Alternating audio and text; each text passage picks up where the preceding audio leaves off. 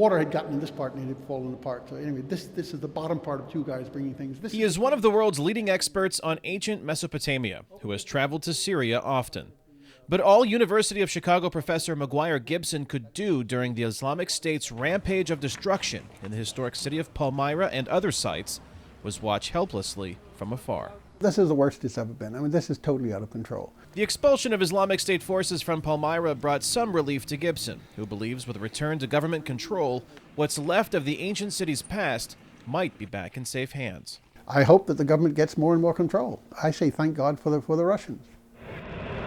Gibson believes Russia's military intervention and cooperation with the Syrian regime was the best hope to stop further destruction of Syria's irreplaceable cultural heritage. The sense of euphoria that anything to get ISIS out is in my opinion, short-sighted and naive. Shawnee State University professor Amr al-Azam takes a different view. He's a member of the Syrian opposition who once worked at Syria's Department of Antiquities.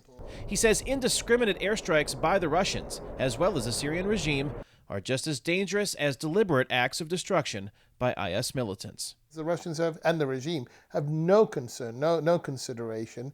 To them, they'll bomb anything if it's in their way. Al-Azam receives reports and images of the destruction in Syria daily from a network on the ground. ISIS did not start the looting, it just carried it on.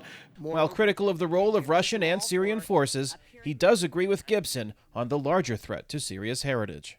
But the looting, which is far more destructive in my opinion, it has done far more damage to Syria's cultural heritage. That pretty much goes unmentioned.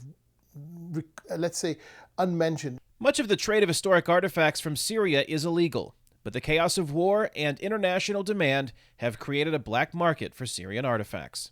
This is organized gangsterism.